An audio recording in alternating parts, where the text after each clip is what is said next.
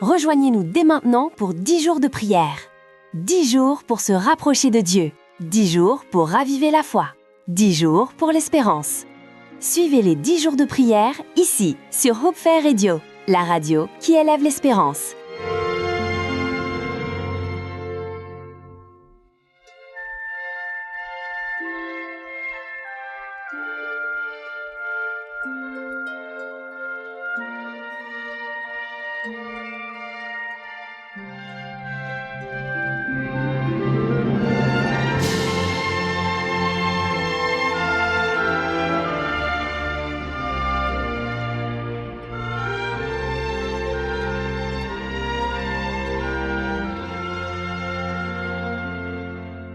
Bonjour, chers auditeurs, et une fois de plus, soyez les bienvenus sur Hope Fair Radio, la radio qui élève l'espérance et nous invite, jour après jour, à vivre l'Évangile en action. Quelle aventure! Quelle bénédiction d'être arrivé jusqu'à ce jour 10, le tout dernier jour de ces 10 jours de prière. Franchement, ça passe vite quand on est connecté, n'est-ce pas? C'est un jour particulier, un jour que nous voulons marquer d'une consécration renouvelée, d'un engagement profond. C'est le moment de répondre à cet amour immense de Dieu. Absolument. On sent vraiment cette atmosphère de culmination. C'est comme si tout ce que nous avons semé et reçu pendant ces 9 derniers jours converguait vers ce point aujourd'hui. On est prête et prêt à franchir une nouvelle étape, à mon avis. Oui, et le thème est tellement pertinent pour ce dernier jour, pratiquer une générosité radicale. Ce n'est pas juste donner un peu, c'est vraiment repenser notre rapport à tout ce que nous avons et à qui nous sommes.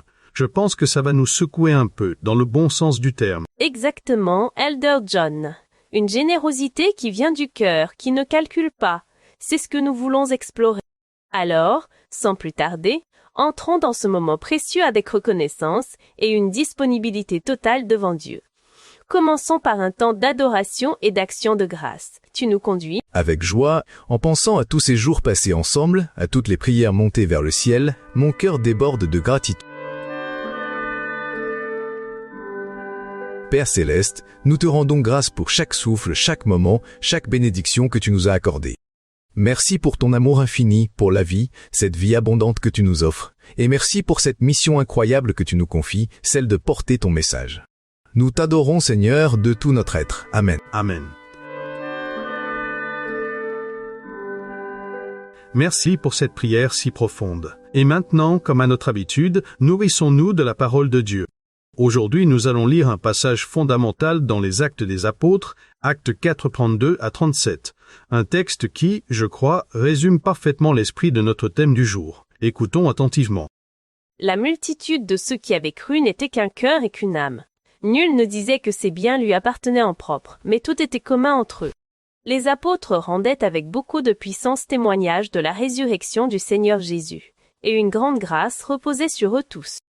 Il n'y avait parmi eux aucun indigent, car tous ceux qui possédaient des champs ou des maisons les vendaient, apportaient le prix de ce qu'ils avaient vendu, et le déposaient aux pieds des apôtres. On le distribuait ensuite à chacun selon ses besoins. Joseph, surnommé par les apôtres Barnabas, ce qui signifie fils d'exhortation, lévite, originaire de Chypre, vendit un champ qu'il possédait, apporta l'argent et le déposa aux pieds des apôtres. Wow. Nul ne disait que ses biens lui appartenaient en propre. C'est une déclaration forte, n'est-ce pas? Ça va bien au-delà de la dîme ou d'une offrande occasionnelle, c'est un changement de mentalité totale. Oui, Elder John, c'est radical. Mais quand on voit les fruits, pas d'indigents parmi eux, et une grande grâce reposait sur eux tous, on comprend que ce n'est pas une perte, mais un gain immense, un gain communautaire spirituel. Exactement, c'est l'essence même de ce que nous appelons une générosité radicale. Mais pour y arriver, il faut souvent faire face à ce qui nous retient. Prenons quelques instants en silence maintenant.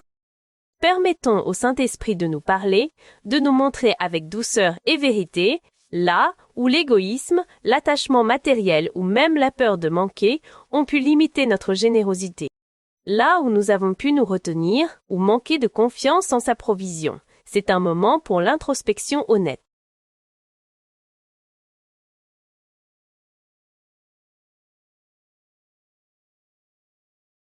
C'est difficile parfois de regarder ça en face, n'est-ce pas? On a tous nos petites résistances, nos craintes, mais c'est essentiel pour aller de l'avant. Seigneur notre Dieu, pardonne-nous lorsque nous avons retenu ce que tu nous avais confié. Pardonne nos cœurs partagés entre ton royaume et les choses de ce monde.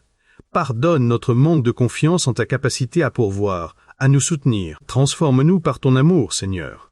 Rends-nous capables de lâcher prise et de vivre dans cette liberté que tu nous appelles à embrasser. Amen. Amen. C'est une prière si nécessaire. Et maintenant que nous avons confessé nos faiblesses, demandons au Saint-Esprit de venir nous remplir, de transformer nos cœurs. Saint-Esprit, remplis-nous de l'amour de Jésus, cet amour qui se donne sans compter. Libère nos cœurs de tout égoïsme, de toute forme d'attachement malsain. Donne-nous la joie, la vraie joie de donner, de partager, de voir ton royaume avancer grâce à ce que nous pouvons offrir. Fais de nous des instruments fidèles, des canaux de ta grâce et de ta générosité pour l'avancement de ton royaume. Amen. Amen, amen. C'est puissant. Ce que Sister Julie vient de dire, la joie de donner, c'est ça le cœur de la générosité radicale. Ce n'est pas un fardeau, c'est une libération, un privilège. Et cette église primitive, dont nous venons de lire les actes, elle était puissante justement parce qu'elle était généreuse. Ce n'était pas juste une coïncidence. Leur vie était une offrande totale. Ils n'appartenaient plus à eux-mêmes, mais entièrement à Dieu. Leur amour pour les âmes, l'amour pour la propagation de l'Évangile, était infiniment plus grand que leur amour pour les biens matériels, pour leur confort personnel. Imaginez cette unité de cœur et d'âme. C'est parce que chacun avait compris qu'il n'était qu'un intendant, un gestionnaire des richesses de Dieu. Leur maison, leurs champs, leurs talents, leur temps, tout était un moyen pour faire avancer la mission. Et la Bible nous dit qu'une grande grâce reposait sur eux tous, et qu'il n'y avait aucun indigent. C'est incroyable de voir comment la générosité n'est pas seulement une bonne action, mais une force spirituelle. Quand l'Esprit de Dieu remplit un cœur, comme vous dites, Elder Henry, cette générosité devient non seulement naturelle, mais elle devient le moteur de la mission. C'est comme si le Saint-Esprit déverrouillait quelque chose en nous, nous libérant de cette emprise matérialiste pour nous projeter vers l'extérieur, vers le besoin des autres, vers l'Évangile. Et ça enlève cette idée qu'il faudrait avoir beaucoup pour être généreux. L'église primitive, ce n'étaient pas tous des millionnaires. C'étaient des gens qui donnaient ce qu'ils avaient, même un champ. C'est la disposition du cœur qui compte, pas la grandeur du don en soi. Et quand on voit la joie sur le visage de quelqu'un à qui on a pu venir en aide, ou l'impact d'un projet de l'église grâce à nos ressources, c'est une joie incomparable, vous savez. Ça dépasse tout ce que l'argent peut acheter pour nous-mêmes. Exactement. C'est une joie qui vient du ciel. C'est le reflet de la nature de Dieu lui-même, le plus grand des donateurs. Il a donné son Fils unique. Alors, aujourd'hui, pour ce jour 10, notre prière centrale va justement s'articuler autour de ces points essentiels. Nous prions pour un cœur généreux, profondément généreux, pour une unité profonde, celle que nous avons vue dans les actes, et pour une Église qui soit prête à tout donner, vraiment tout, pour l'Évangile. Nous allons maintenant nous unir dans cette prière intercessoire, et chacun d'entre nous va apporter sa contribution. Tu veux commencer? Oui. Seigneur Jésus, je te remets mon temps, ces précieuses heures que j'ai chaque jour, que je puisse les utiliser sagement pour ta gloire. Je te remets mes talents, ces capacités et dons que tu m'as confiés, afin qu'ils servent ton œuvre. Et je te remets mes ressources, tout ce que j'ai pour que ce soit un instrument entre tes mains. Utilise-les pour ta gloire, Seigneur, et pour l'avancement de ton royaume. Amen. Amen. C'est une prière si juste et si complète. Père Céleste, nous te prions maintenant spécifiquement pour notre Église. Accorde-nous cette unité visible, concrète, celle qui a marqué les premiers disciples. Donne-nous une foi inébranlable qui déplace les montagnes et une générosité sans limite, afin que nous puissions accomplir la mission que tu nous as donnée jusqu'au bout, dans chaque nation et chaque culture. Amen. Amen. Et je poursuis en disant, Seigneur, nous te demandons humblement de remplacer nos cœurs égoïstes, ces cœurs parfois si fermés, par des cœurs remplis d'amour pour les âmes, des cœurs brûlants pour ceux qui ne te connaissent pas. Que nos vies, Seigneur, nos vies transformées, témoignent chaque jour de ta grâce surabondante et de ta puissance incroyable à changer les vies. Fais de nous des lumières dans ce monde. Amen. Amen et Amen. Chers auditeurs, frères et sœurs, nous arrivons à un point culminant aujourd'hui. C'est le moment d'un appel spirituel, d'une consécration totale. C'est un pas de foi, une décision volontaire de dire « Seigneur, je te fais confiance, je lâche prise sur ce que je retiens. Si aujourd'hui, dans l'intimité de votre cœur, vous ressentez cet appel divin, cet appel profond à offrir tout ce que Dieu vous a confié, et je dis bien tout, votre temps, vos talents, vos biens et même votre influence.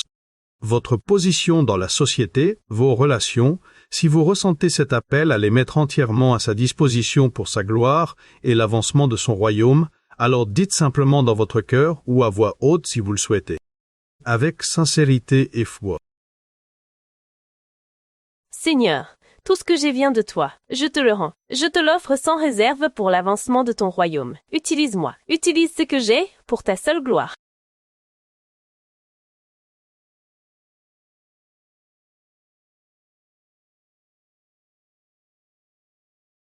C'est une prière tellement libératrice, Elder Henry. Oui, Elder John, c'est comme si on disait « Je ne suis plus en charge et c'est une bonne nouvelle ». Dieu est en charge et il sait exactement ce qu'il faut, et son plan est toujours meilleur que le nôtre. Précisément. Et pour finir, nous voulons vous lancer un défi concret pour les prochaines heures et pour les jours à venir. Ce défi, c'est une invitation à mettre en pratique ce que nous avons entendu et prié aujourd'hui. Premièrement, demandez à Dieu dans la prière quel don concret il vous appelle à lui offrir. Ça peut être du temps, une compétence, une ressource financière, une main tendue. Laissez le Saint-Esprit vous guider spécifiquement. Deuxièmement, une fois que vous avez cette réponse, donnez-le avec joie, avec foi et avec promptitude. Ne tardez pas, ne laissez pas le doute ou la peur s'installer. Faites-le comme si vous le faisiez pour le Seigneur lui-même. Et enfin, continuez à vivre chaque jour, pas seulement aujourd'hui, mais chaque jour, dans l'esprit de ces 10 jours de prière. C'est-à-dire un esprit de prière constante, de dépendance à Dieu et de générosité radicale. Ce sont des défis qui transforment une vie, vraiment. J'ai hâte de voir comment Dieu va opérer à travers chacun de nous. Moi aussi. Et je pense que la joie de donner, comme on l'a mentionné, est la meilleure des motivations. C'est une récompense en soi. Absolument. Chers auditeurs, nous arrivons à la fin de cette émission et de nos 10 jours de prière. Merci. Merci infiniment d'avoir suivi, d'avoir prié, d'avoir cherché la face de Dieu avec nous sur Hope Faith Radio, la radio qui élève l'espérance et qui appelle chacun de nous à vivre l'Évangile pleinement, avec audace et générosité. Que Dieu bénisse vos vies, vos familles, et surtout votre engagement renouvelé pour sa mission, ici et partout dans le monde. Que ces 10 jours ne soient pas une fin en soi, mais le véritable début d'une vie transformée, une vie plus proche de lui, plus riche en amour et en générosité. De toute l'équipe de Hope Faith Radio, nous vous disons, ici Hope Faith Radio, que Dieu vous bénisse abondamment, et à très bientôt pour de nouvelles aventures avec le Seigneur.